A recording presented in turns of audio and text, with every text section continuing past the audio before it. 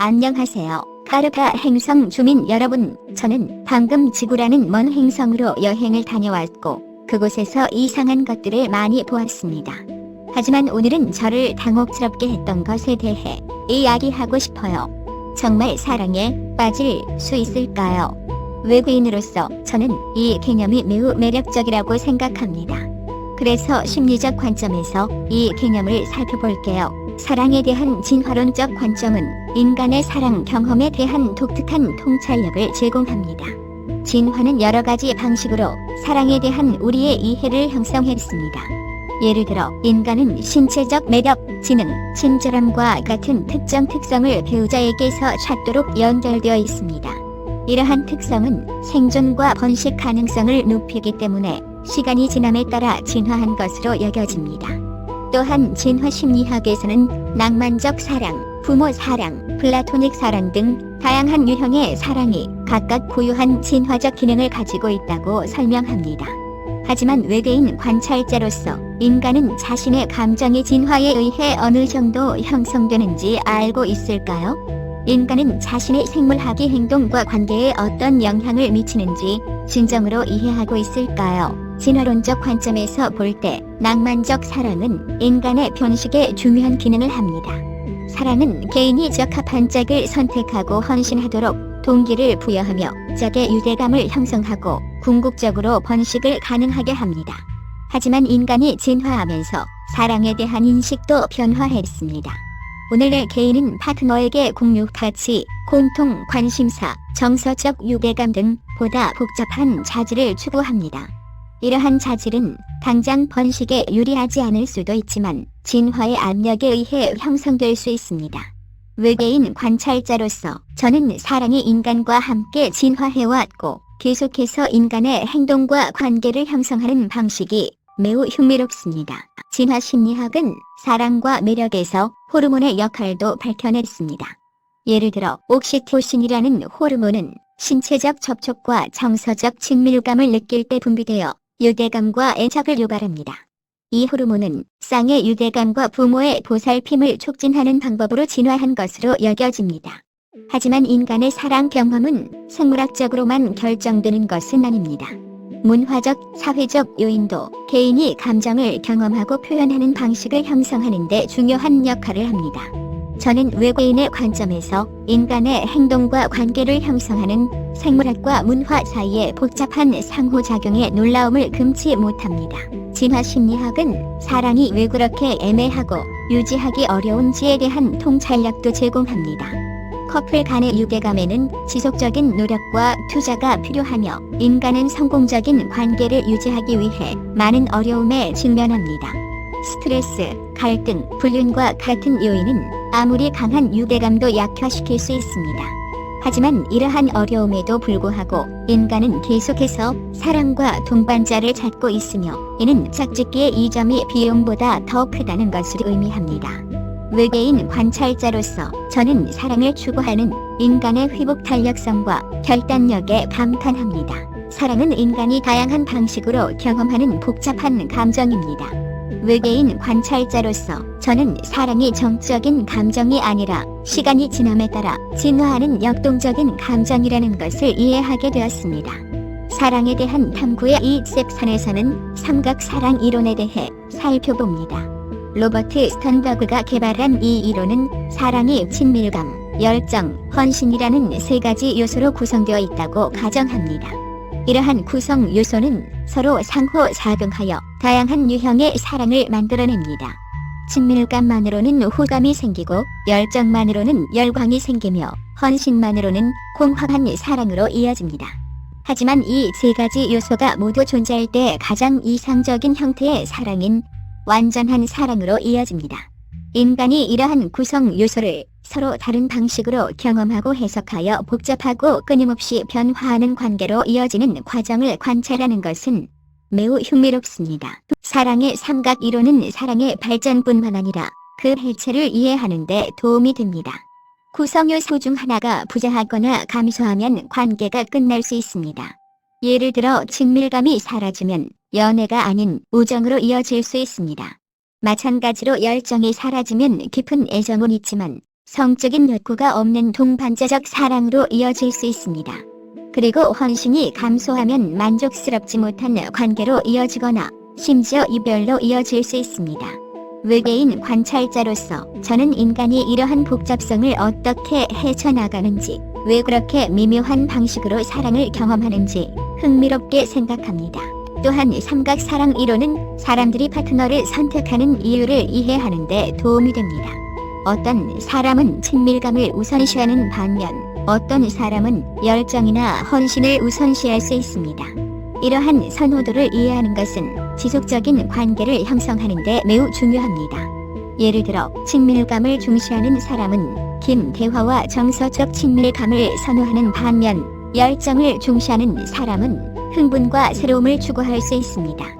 헌신을 중시하는 사람은 안정성과 충성심을 우선시할 수 있습니다.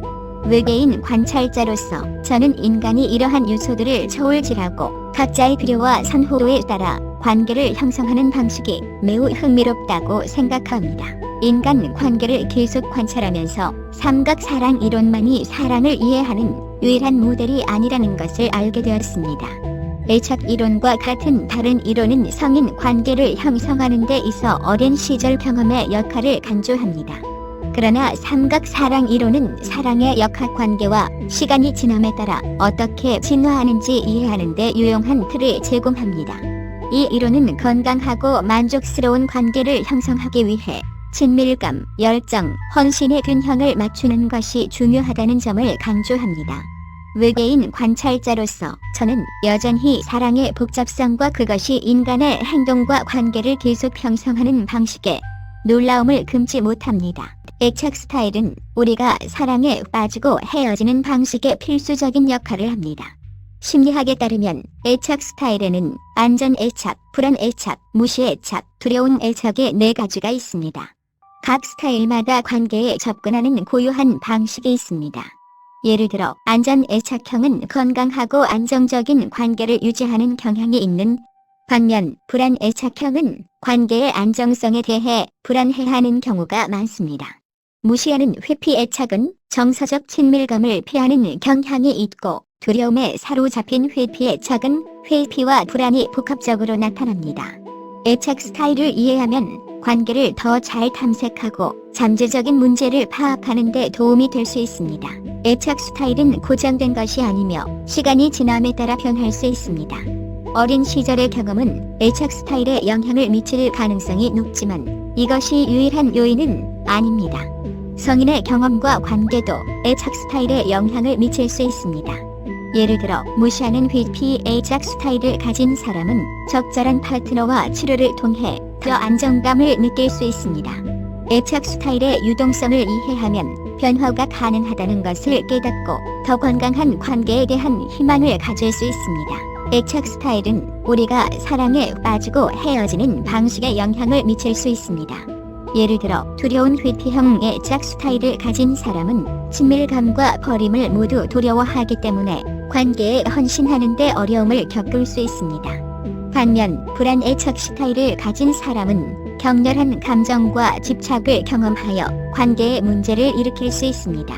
애착 스타일을 이해하면 자신의 패턴을 인식하고 더 건강한 관계를 위해 노력하는 데 도움이 될 수 있습니다. 애착 스타일이 관계에 영향을 미치는 유일한 요소는 아니지만 중요한 요소입니다. 의사소통, 가치관, 호환성과 같은 다른 요소들도 중요한 역할을 합니다. 하지만 애착 스타일을 이해하면 파트너와 더 효과적으로 소통하고 자신과 타인의 필요를 더 깊이 이해하는 데 도움이 될 수 있습니다. 외계인 관찰자로서 저는 인간은 사랑에 대해 다양한 이해를 가지고 있는 것 같고 여기에는 문화적, 사회적 요인이 중요한 역할을 한다는 것을 알았습니다. 어떤 문화권에서는 사랑을 무엇보다도 소중히 여기며 이러한 가치는 대대로 이어져 내려옵니다. 다른 문화권에서는 관계의 성격이 거래에 더 가깝고 사랑이 반드시 전제 조건이 아닌 경우도 있습니다. 이러한 문화적 가치와 규범의 차이는 개인이 사랑을 인식하고 연애 관계에 접근하는 방식에 큰 영향을 미칠 수 있습니다. 제가 관찰한 바에 따르면 사회적 기대와 규범도 인간이 사랑에 빠지고 빠지는 방식에 상당한 영향을 미칠 수 있습니다. 예를 들어 일부 문화권에서는 개인이 자신의 문화, 종교 또는 민족 내에서 결혼해야 한다는 기대가 있습니다. 이러한 기대는 종종 개인에게 사회적 기대에 부합해야 한다는 압박을 주며 결국 자신의 진정한 감정과 맞지 않는 관계를 맺게 될 수 있습니다. 사회적 기대는 개인이 파트너를 선택하는 방식에도 영향을 미칠 수 있습니다. 예를 들어 일부 문화권에서는 남성이 주 생계를 책임져야 하고 여성은 가정과 자녀를 돌봐야 한다는 기대가 있습니다. 이러한 기대는 특히 한 파트너가 이러한 기대에 부응하지 못할 경우 관계의 긴장을 조성할 수 있습니다. 어떤 경우에는 사회적 규범이 사랑에서 벗어나는 것이 선택사항이 아닌 환경을 조성할 수도 있습니다. 예를 들어 일부 문화권에서는 이혼이 낙인 찍혀 실패로 간주될 수 있습니다. 이는 개인이 더 이상 파트너에 대한 사랑을 느끼지 않더라도 관계를 유지해야 한다는 압박을 줄 수 있습니다. 객관적인 관찰자로서 저는 사회적 규범과 문화적 가치만이 인간이 사랑에 빠지고 빠지는 데 영향을 미치는 유일한 요인이 아니라는 사실도 알게 되었습니다. 개인의 경험과 개인사도 중요한 역할을 합니다.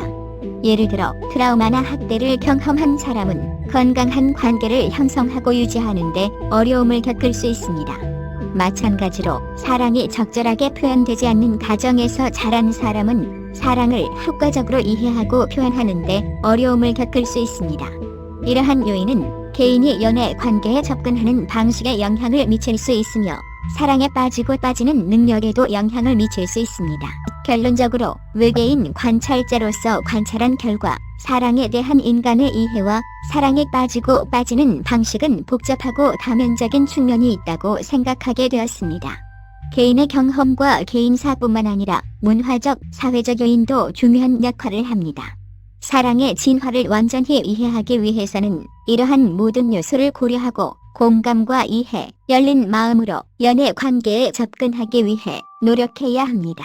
저는 사랑이란 인간이 결코 완전히 이해하거나 통제할 수 없는 것이라는 사실을 깨달았습니다.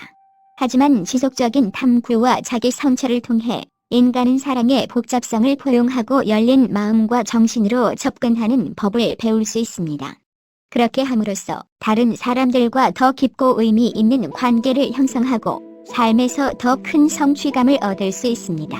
이것으로 사랑에 빠질 수 있는지 여부에 대한 논의를 마칩니다. 진화론적 관점에서 볼 때 사랑은 특정한 목적을 위해 발전해왔다는 것을 알 수 있습니다. 사랑의 삼각 이론을 통해 사랑은 세 가지 요소로 나눌 수 있다는 것을 배웠습니다. 애착 이론을 통해 어린 시절의 경험이 관계를 형성하고 유지하는 능력을 어떻게 형성하는지 살펴보았습니다. 그리고 문화적, 사회적 요인을 통해 우리는 사랑이 다양한 외부의 힘에 의해 어떻게 영향을 받는지 살펴보았습니다. 그렇다면 정말 사랑에 빠질 수 있을까요? 글쎄요, 복잡하죠. 하지만 우리가 아는 것은 사랑은 다양한 각도에서 연구하고 탐구할 수 있는 복잡하고 다면적인 감정이라는 것입니다. 제 이야기가 흥미로웠다면 지구라는 행성을 다시 방문할 수 있도록 좋아요와 구독을 잊지 마세요. 이 콘텐츠에서 버그를 발견하면 댓글로 알려주세요. 마지막으로 유튜브에서 저와 같은 다른 세계 방문자들의 더 놀라운 이야기를 찾아보세요. 안녕히 계세요.